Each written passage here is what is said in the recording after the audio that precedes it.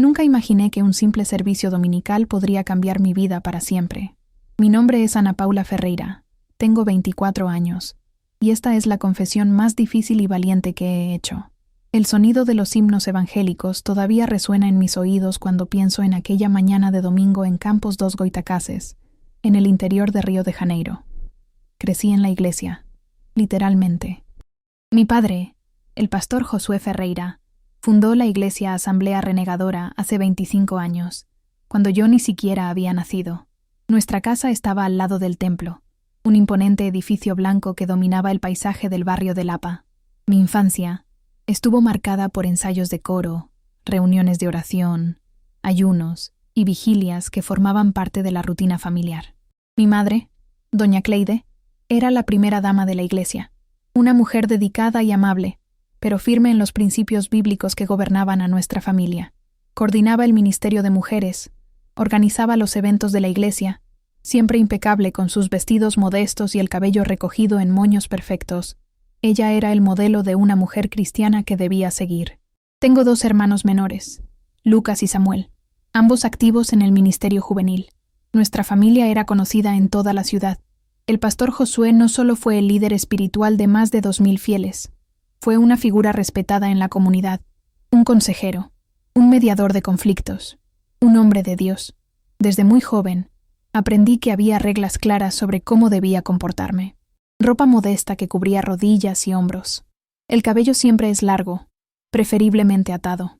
Nada de maquillaje exagerado o comportamiento que llamara la atención inapropiadamente. Salgo solo con chicos de la iglesia, y siempre con el propósito de casarme. La música secular estaba prohibida, las fiestas mundanas ni siquiera eran un pensamiento, las amistades cuidadosamente seleccionadas. Estudié en una escuela cristiana hasta la escuela secundaria. Más tarde, ante mi insistencia y después de mucha negociación, logré estudiar pedagogía en la Universidad Estatal. Mi padre estuvo de acuerdo solo porque había prometido usar mi experiencia para desarrollar el ministerio de niños de la iglesia. Fue en la universidad donde mi mundo comenzó a expandirse. Conocí a diferentes personas, diferentes ideas, formas de vida que ni siquiera sabía que existían, pero siempre regresaba a casa, a la seguridad de las doctrinas que había conocido desde la cuna, al amor de mi familia y mi comunidad de fe. Yo era la hija ejemplar. Tocaba el piano en los servicios, dirigía el grupo de jóvenes, participaba en todas las actividades de la iglesia. Mi compromiso con Daniel, el hijo del pastor Michael de la iglesia hermana, había sido celebrado por toda la congregación. Éramos la pareja perfecta, 2 jóvenes consagrados a Dios, listos para construir un hogar cristiano. Daniel era un buen tipo. Estaba estudiando teología. Tenía planes de convertirse en misionero. Nuestra relación era casta, supervisada, y se ajustaba a las normas de la iglesia. Nos besamos brevemente, siempre en lugares públicos. Nunca sobrepasamos los límites establecidos por la doctrina. La boda estaba programada para dentro de 6 meses. Debería estar feliz. Tenía todo lo que una joven cristiana podría desear. Familia amorosa, prometido devoto, propósito ministerial, respeto de la comunidad. Pero había una inquietud dentro de mí, una sensación de que faltaba algo importante, aunque no sabía qué. Hasta ese domingo de mayo, la iglesia había organizado un servicio especial de acción de gracias. El alcalde de la ciudad, Dr. Augusto Cavalcanti, había sido reelegido y había sido invitado a participar en el servicio como una forma de fortalecer los lazos entre la iglesia y el gobierno municipal. Mi padre siempre mantuvo buenas relaciones con las autoridades locales, viendo esto como una oportunidad para expandir la influencia cristiana en la ciudad. El doctor Augusto llegó acompañado de su familia, su esposa Mariana, los hijos menores y ella, Isabela Cavalcanti. Ya había visto fotos de ella en las redes sociales y en el periódico local, pero nada me preparó para verla en persona. Tenía 26 años, 2 años mayor que yo. Acababa de regresar de São Paulo, donde había estudiado Derecho en la USP. Ahora trabajaba como asesora legal en el ayuntamiento, lo que muchos comentaron que era una preparación para que algún día siguiera los pasos políticos de su padre. Isabela entró al templo con un elegante conjunto social, pantalones negros y una blusa blanca de manga larga, discreta pero sofisticada. Su cabello castaño oscuro caía suelto sobre sus hombros en ondas naturales. Tenía esa confianza de quien creció en ambientes de poder, pero sus ojos revelaban algo más, inteligencia, curiosidad, cierta irreverencia contenida. Nuestras miradas se cruzaron cuando mi padre las recibió en la entrada. Fue solo un segundo, pero sentí algo extraño en mi pecho, una aceleración inexplicable, un calor que le subió por la cara. Miré hacia otro lado rápidamente, enfocándome en las teclas del piano donde debería concentrarme para tocar durante el servicio. Durante los elogios, traté de no mirar dónde estaba sentada en la primera fila, junto a su familia, pero mis ojos traicionaron mi voluntad, buscándola constantemente, y cada vez que miraba, descubría que ella también me estaba mirando. Después del servicio, hubo un desayuno especial en el salón social de la iglesia. Mi madre me asignó para ayudar a servir a los invitados importantes. Me acerqué a la mesa donde estaba sentada la familia del alcalde, ofreciendo jugo y pan de queso. «Tocas el piano maravillosamente», dijo Isabela mientras me acercaba. Su voz era suave pero firme. «¿Estudiaste en un conservatorio?» «No», respondí tímidamente. «Lo aprendí aquí en la iglesia, con la maestra Ruth. Es impresionante. Tienes mucho talento». El cumplido me hizo sentir avergonzado. No estaba acostumbrada a recibir atención directa, especialmente de alguien como ella. Isabela tenía esa presencia que llenaba el ambiente, una energía que me atraía y me asustaba simultáneamente. «Gracias», logré decir. «Juego para glorificar a Dios». Ella sonrió de una manera que no pude descifrar. Había algo en esa sonrisa que parecía entender más de lo que había dicho. En los días siguientes, no pude quitarme a Isabela de la cabeza. Pensé en ello durante las oraciones, durante los estudios bíblicos, durante las conversaciones con Daniel. Me encontré imaginando cómo sería hablar realmente con ella, conocer sus pensamientos, comprender el mundo a través de sus ojos. 2 semanas después, mi padre anunció que la iglesia comenzaría un proyecto social en asociación con el ayuntamiento. Sería un programa de refuerzo escolar para niños necesitados, algo que combinaba perfectamente con mi formación en pedagogía. Isabela sería la representante legal del ayuntamiento en el proyecto. Eso significaba reuniones semanales, reuniones en las que tendríamos que trabajar juntos, planificar actividades, tomar decisiones. Mi corazón se aceleró cuando mi padre me nombró coordinador pedagógico del proyecto. Nuestra primera reunión fue un martes por la tarde, en la oficina del ayuntamiento. Isabela estaba sentada detrás de un escritorio lleno de documentos, con anteojos de lectura posados en su nariz. Cuando me vio entrar, sonrió y señaló la silla frente a él. «Ana Paula, ¿verdad? Es bueno que hayas aceptado coordinar este proyecto. Por lo que me dijo tu padre, te apasiona la educación de la primera infancia». «Sí», respondí, tratando de mantener mi voz firme.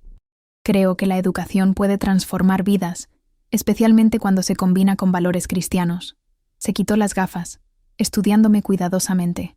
«¿Y crees que los valores cristianos son esenciales para una buena educación?» La pregunta me tomó por sorpresa. No fue un desafío, pero sí genuinamente curioso. Sí, crecí aprendiendo que la Biblia es el fundamento de todo. Ya veo. Tuve un diversificado, digamos, pero respeto mucho la fe de la gente. Mi padre siempre dice que la religión es un pilar importante de nuestra sociedad. Había algo en la forma en que lo decía, una cierta distancia, que me hizo darme cuenta de que Isabela no compartía la misma fe ferviente que mi familia. Esto debería haberme preocupado, pero en cambio me intrigó. Pasamos 2 horas discutiendo el proyecto. Isabela era increíblemente inteligente, elocuente, con ideas innovadoras sobre cómo estructurar el programa. Me escuchaba atentamente, valoraba mis sugerencias, me hacía preguntas que me obligaban a pensar más allá de los límites de lo que sabía.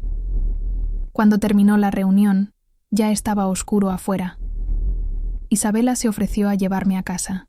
Dudé, pero ella insistió, diciendo que iba en la misma dirección.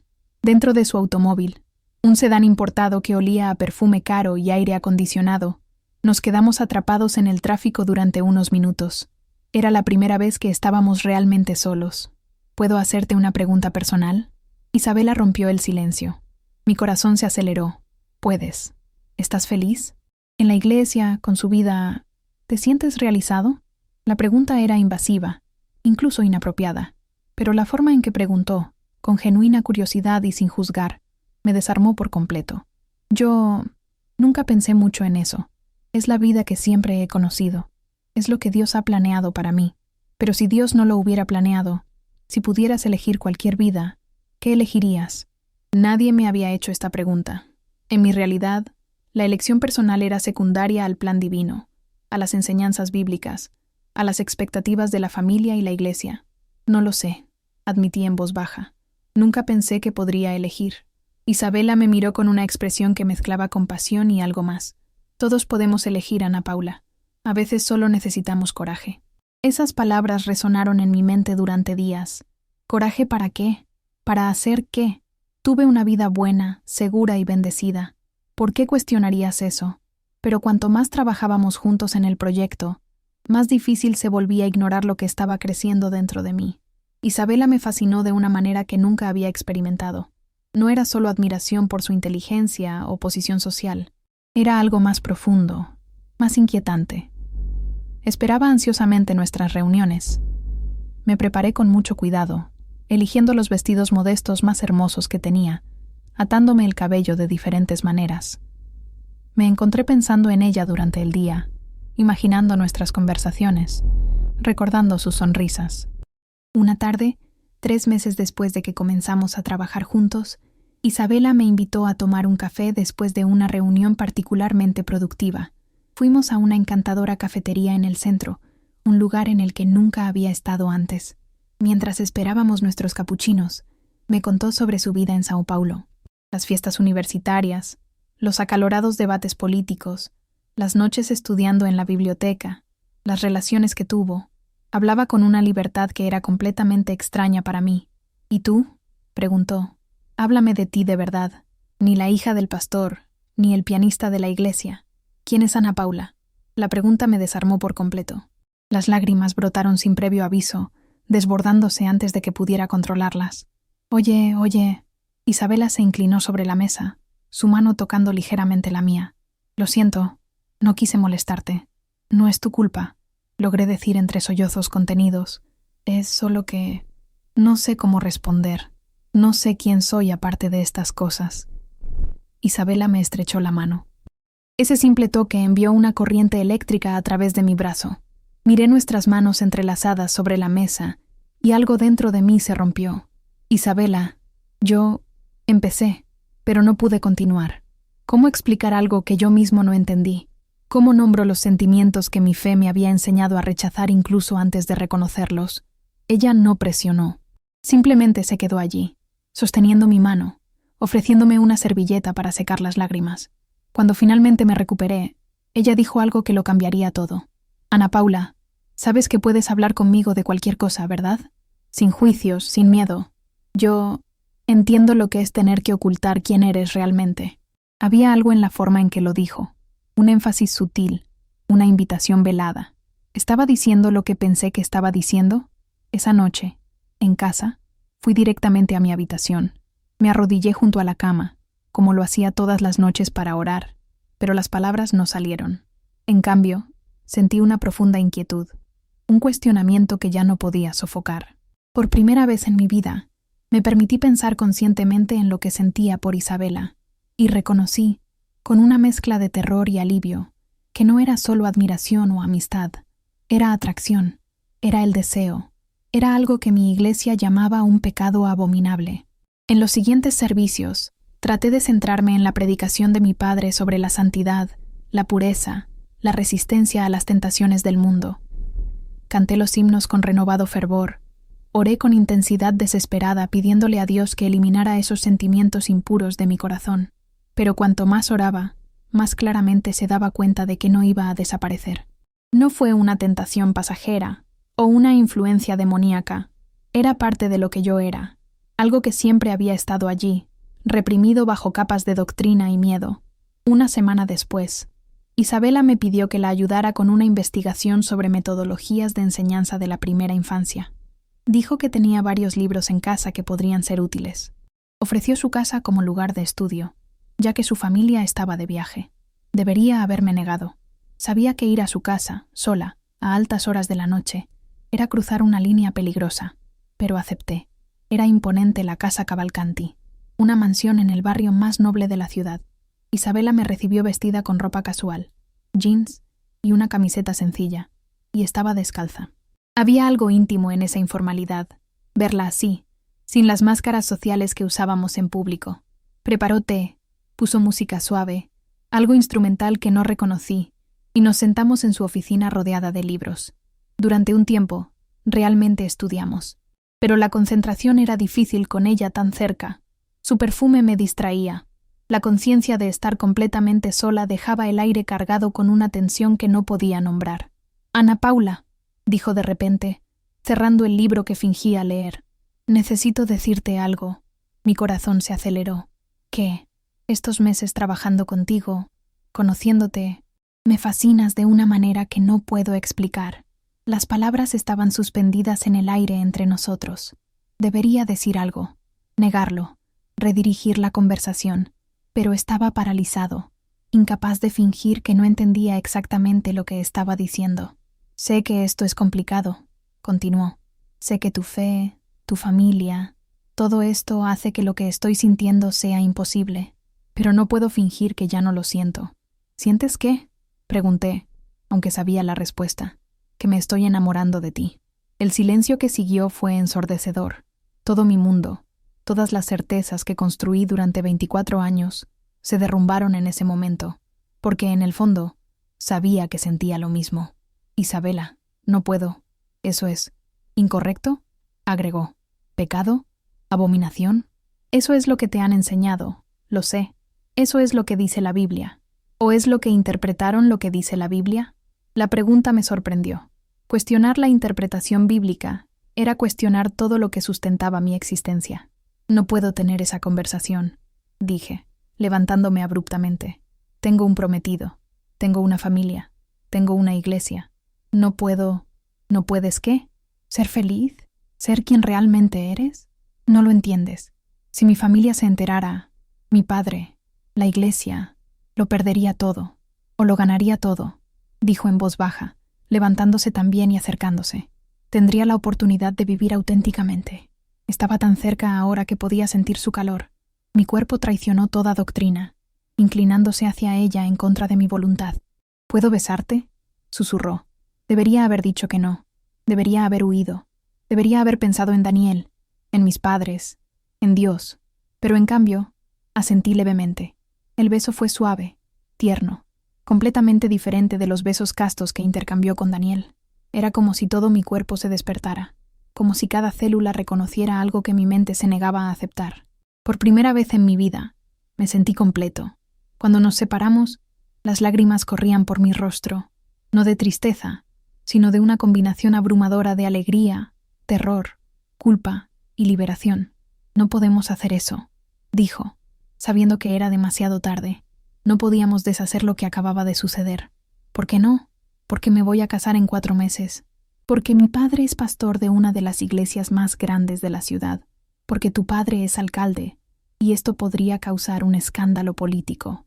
Porque me han enseñado toda mi vida que esto está mal». «¿Y qué dice tu corazón?». Mi corazón decía que este había sido el momento más verdadero de mi vida. Pero mi mente estaba en pánico, ya imaginando las devastadoras consecuencias si alguien se enteraba. «Necesito irme», dijo, recogiendo mi bolso con manos temblorosas. Isabela no trató de detenerme. Ella solo dijo, antes de irme: «Estaré aquí cuando estés listo para ser honesto contigo mismo». Si esta historia te conmueve de alguna manera, deja tu me gusta y compártela en los comentarios. ¿Alguna vez has tenido que elegir entre vivir tu verdad y mantener las expectativas de los demás? Sigue leyendo para descubrir qué pasó cuando todo salió a la luz. Las siguientes semanas fueron un infierno particular. Seguí yendo a los servicios, a los ensayos de bodas, a las reuniones de proyectos sociales. Por fuera, guardaba la máscara perfecta de su hija ejemplar. Por dentro, estaba destrozado. Evité a Isabela tanto como pude, poniendo excusas para cancelar reuniones, delegar tareas a otras personas. Pero ella siempre estaba allí, ocupando cada pensamiento, cada oración desesperada pidiéndole a Dios que eliminara esos sentimientos. Un mes antes de la boda, durante un servicio dominical, mi padre predicó sobre la santidad sexual. Su voz atronadora resonó en el templo mientras condenaba la agenda LGBT, las desviaciones sexuales que destruyen familias, la influencia satánica que corrompe a la juventud. Me senté en el banco, escuchando cada palabra como una condena personal. A mi lado, Daniel me tomó de la mano, ajeno a la batalla que estaba librando dentro de mí. Miré a mi alrededor, cientos de rostros familiares, personas que me amaban, que oraban por mí, que me admiraban como ejemplo. ¿Cómo podría decepcionarlos? ¿Cómo podría destruir a mi padre, a mi madre, a mis hermanos? El escándalo no solo destruiría mi vida, sino la reputación de toda la iglesia, el ministerio de décadas de mi padre. Pero luego pensé en Isabela, en el beso que compartimos, en la sensación de finalmente sentirme completo. Y me pregunté, ¿cuánto tiempo podría vivir una mentira? La respuesta llegó 3 semanas después, de una manera inesperada y devastadora. Mi madre encontró mensajes en mi teléfono celular. No eran mensajes explícitos. Isabela y yo habíamos sido cuidadosos, pero eran lo suficientemente íntimos como para despertar sospechas. Referencias veladas, emojis ambiguos, un lenguaje cargado de subtexto que mi madre, con experiencia en aconsejar a las mujeres en la iglesia, reconoció de inmediato. Me confrontó un jueves por la tarde mientras mi padre estaba en una reunión pastoral. Sus ojos estaban rojos por el llanto. Ana Paula, necesito que seas honesta conmigo. Estos mensajes a Isabela Cavalcanti, ¿tienes participación? La palabra se sentía sucia en su boca, cargada de horror y disgusto. Podría haberlo negado, podría haber inventado una excusa, pero estaba exhausto de mentir, de llevar ese peso solo. Mamá, no lo planeé, no elegí sentir lo que siento, pero sí, estoy enamorado de ella. El grito que dejó escapar mi madre fue de dolor físico, como si le hubiera clavado un cuchillo en el corazón. Cayó de rodillas, comenzó a orar en voz alta, reprendiendo a los demonios, clamando la sangre de Jesús sobre mí, exigiendo que Satanás liberara a su hija. Mamá, detente, por favor, escúchame. No, gritó. Esto es posesión demoníaca. Has sido engañado, corrompido, pero te liberaremos. Oremos, ayunemos, hagamos una cadena de oración, echemos fuera estos espíritus inmundos. Traté de discutir, de explicar que no era posesión, que era simplemente lo que yo era, pero ella no escuchó. Inmediatamente llamó a mi padre, quien salió de la reunión y regresó a casa en cuestión de minutos. La expresión de su rostro cuando mi mamá se lo dijo fue algo que nunca olvidaré. No fue solo decepción o enojo. Era como si estuviera mirando a un extraño, alguien a quien ya no reconocía como su hija. ¿Es eso cierto?, preguntó con una voz controlada, que era peor que si estuviera gritando.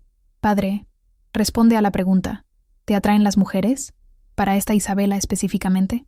Respiré hondo. Ya estaba descubierto. Ya no tenía sentido mentir. Sí, el silencio que siguió fue absoluto.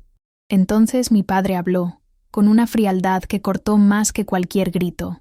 Eso por ahora. Hoy. Vas a cortar todo contacto con esta mujer. Le pedirá perdón a Dios y a Daniel. Comenzará un proceso de sanación espiritual con los pastores auxiliares, y lo mantendrá en absoluto secreto. ¿Entiendes? Papá, no es algo que pueda apagar. Puedo y vete, estalló al fin. ¿Crees que vas a destruir todo lo que hemos construido?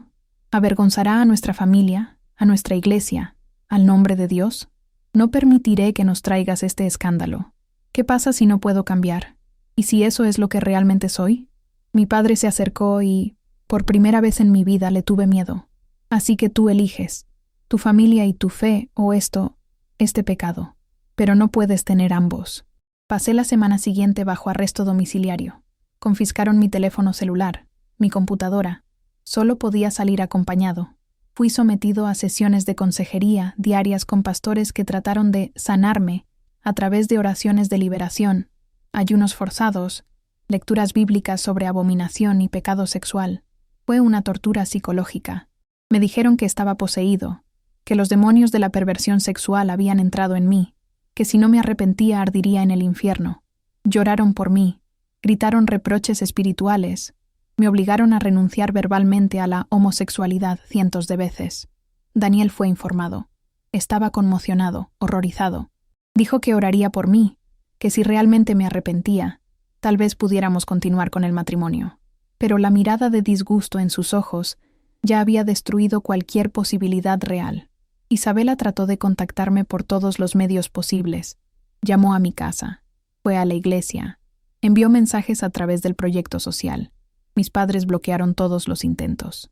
Le dijeron, muy claramente, que estaba en el proceso de curación espiritual y que nunca más debería acercarse a mí. 2 semanas de aislamiento casi me rompen. Casi creía que realmente había algo mal en mí, que necesitaba ser arreglado. El bombardeo constante de condenación y promesas de castigo divino comenzaba a surtir efecto. Pero luego, una mañana, encontré una escapatoria. Mi madre había dejado su teléfono celular en la cocina mientras dormía. Lo tomé prestado durante unos minutos, el tiempo suficiente para enviarle un mensaje de texto a Isabela a través de una aplicación secundaria que no sabían que tenía mi madre. «Ayúdame, por favor». La respuesta llegó en minutos. «¿Dónde estás?». Rápidamente expliqué la situación. Isabela reaccionó con furia y determinación. «Te voy a sacar de allí. Eres mayor de edad. No pueden arrestarte. Es mi familia. Eso es todo lo que sé. ¿Y preferirías morir por dentro para hacerlos felices?». La pregunta me golpeó como un rayo, porque eso es exactamente lo que estaba sucediendo. Me estaba muriendo por dentro, día tras día, negando quién era para preservar la imagen perfecta que mi familia necesitaba que mantuviera. «Tengo miedo», admití. «Lo sé, pero tengo un plan. Confía en mí». 2 días después, durante un servicio dominical, Isabela entró en el templo acompañada por un abogado. Mi padre trató de detenerlos, pero ella habló lo suficientemente alto como para que muchos lo escucharan.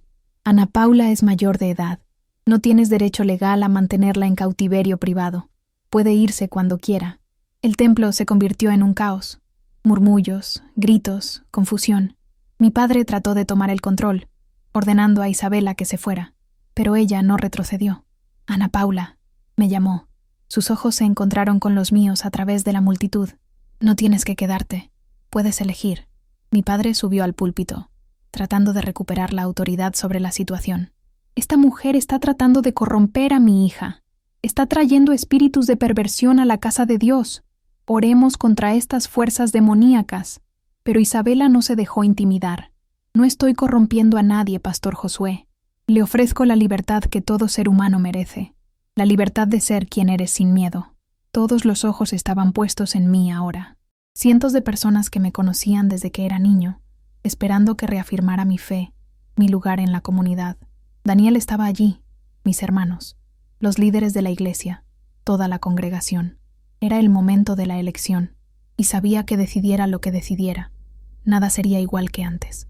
Me levanté lentamente. Me temblaban las piernas, mi corazón latía tan fuerte que pensé que explotaría. Caminé por el pasillo central del templo, sintiendo cada paso como si llevara el peso del mundo. Cuando pasé junto a mi padre, susurró: «Si sales por esa puerta, ya no eres mi hija». Detenido, lo miré a él, al hombre que me creó. Me amó a su manera, me enseñó todo lo que sabía sobre Dios y la fe.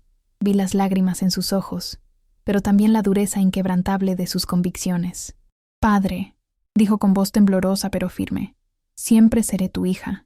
Pero necesito descubrir quién soy fuera de estos muros.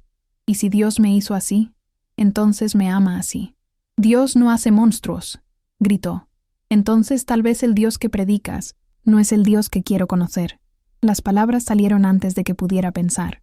Vi la conmoción en su rostro, el horror de mi madre, la conmoción en la congregación, pero ya no podía regresar. Seguí caminando hacia Isabela. Cuando me acerqué a ella, le tendí la mano. Lo recogió, firme y segura. «Vamos», dijo en voz baja. Salimos juntos del templo, bajo la mirada horrorizada de cientos de personas. Escuché gritos de apostasía, posesión, vergüenza. Escuché a mi madre llorar incontrolablemente. Oí a mi padre pronunciar que yo estaba muerto para él. Cada paso que salía de esa iglesia era como arrancar pedazos de mí mismo. Pero también fue, extrañamente, liberador. Afuera, el abogado que Isabela había traído me explicó mis derechos. Era mayor de edad. Mis padres no podían obligarme a quedarme. Tenía derecho a recoger mis pertenencias personales con una escolta policial si era necesario. Podría romper con la familia si esa fuera mi elección. «No quiero romper», dijo entre lágrimas. «Solo quiero que me acepten. Puede llevar tiempo», dijo el abogado con dulzura. «O puede que nunca suceda. Debes estar preparado para eso».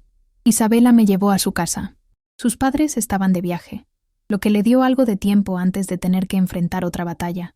Me preparó té, me envolvió en una manta, me dejó llorar hasta que no tuve más lágrimas.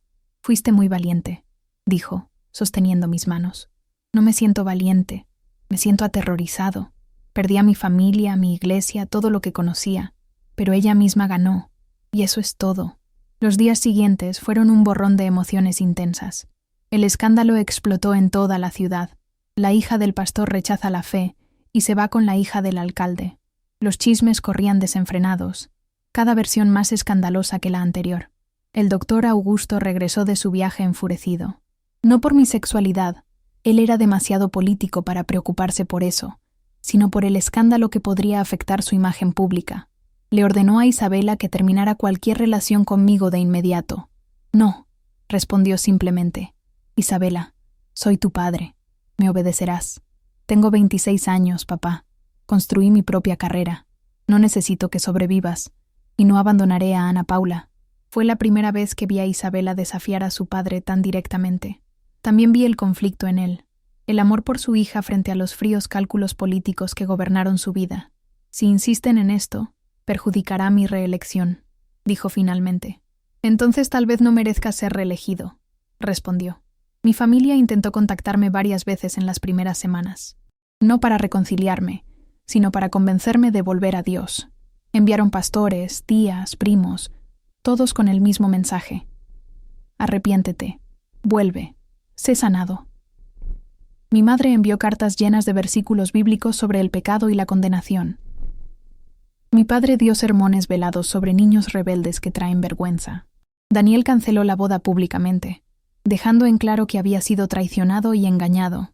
Cada rechazo duele, pero lentamente algo comenzó a cambiar dentro de mí. Comencé a cuestionar todo lo que me enseñaron. Leí diferentes interpretaciones bíblicas. Descubrí comunidades cristianas LGBTQ+, que vivían su fe sin rechazar su identidad. Aprendí sobre teología inclusiva, sobre cómo la Biblia ha sido traducida e interpretada a través de los siglos, a menudo para justificar prejuicios culturales. Descubrí que podía amar a Dios y amar a Isabela, que mi sexualidad no me hacía menos digno de la gracia divina, que tal vez el verdadero pecado fue obligar a las personas a negar quiénes son, causando sufrimiento en nombre de una interpretación estrecha de las Escrituras. Isabela me apoyó en cada paso del camino. Nunca traté de alejarme de la fe. Sabía que, después de todo, la espiritualidad era importante para mí. Simplemente me ayudó a encontrar una forma de fe que fuera auténtica, no basada en el miedo y el control. 3 meses después, conseguí un trabajo como pedagogo en una escuela privada. Alquilé un pequeño apartamento. Comencé a construir una vida propia, independiente de la iglesia, independiente de la familia. Isabela y yo hicimos oficial nuestra relación. No fue fácil. Ella estaba lidiando con presiones políticas debido a su padre. Yo estaba lidiando con el trauma de haber perdido a mi familia. Pero estábamos juntos, y eso importaba. 1 año después, sucedió algo inesperado. Mi hermano menor, Lucas, vino a mí. Ahora tenía 19 años.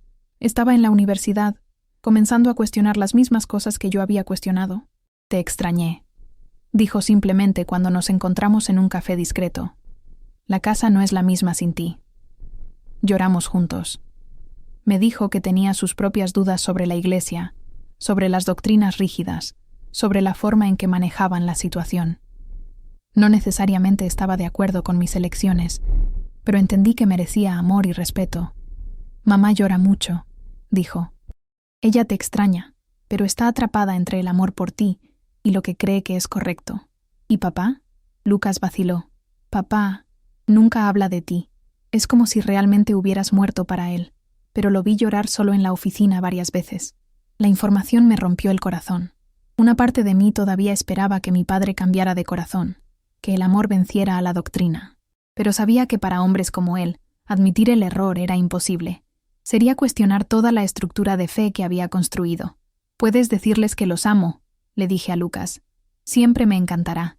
Y si alguna vez quieren saber quién soy realmente, estaré aquí. Pasaron 2 años. Isabela y yo compramos una casa juntos.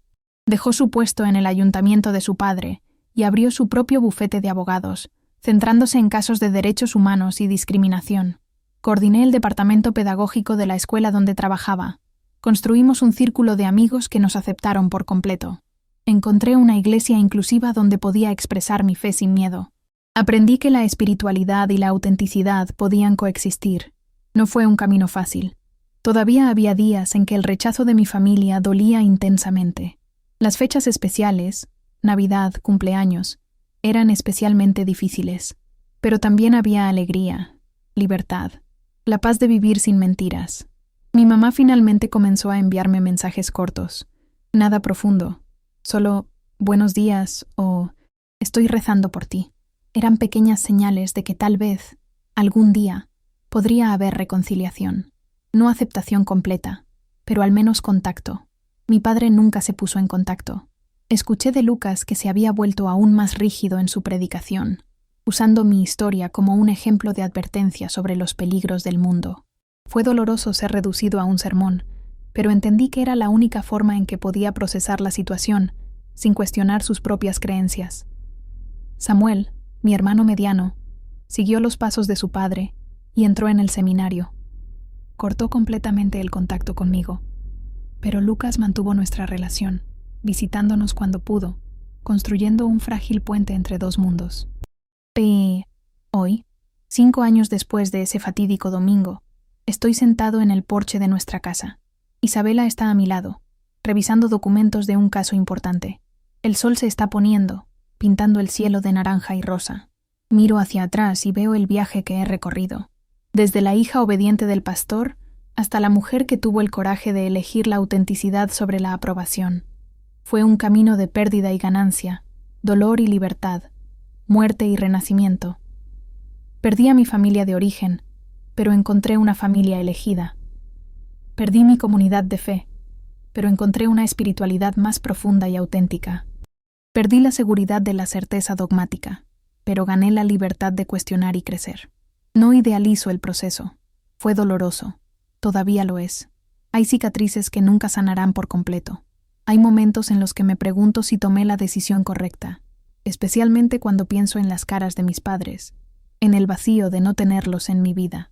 Pero luego miro a Isabela, por la vida que construimos juntos, por la persona en la que me he convertido, más fuerte, más compasiva, más verdadera, y sé que, a pesar de todo, valió la pena. Aprendí que el verdadero amor, ya sea de Dios, de la familia o de la pareja, nunca debe requerir que niegues partes esenciales de lo que eres. Esa fe auténtica se basa en el amor, no en el miedo. Ese coraje no es la ausencia de miedo, sino actuar a pesar de él. Hoy uso mi historia para ayudar a otros. Soy voluntario con jóvenes LGBTQ+, rechazados por familias religiosas. Ofrezco el apoyo que desearía haber recibido, el espacio seguro que necesitaba desesperadamente. Isabela se especializa en defender legalmente a personas que enfrentan discriminación basada en la orientación sexual o la identidad de género. Juntos, tratamos de hacer que el mundo sea un poco más seguro para personas como nosotros.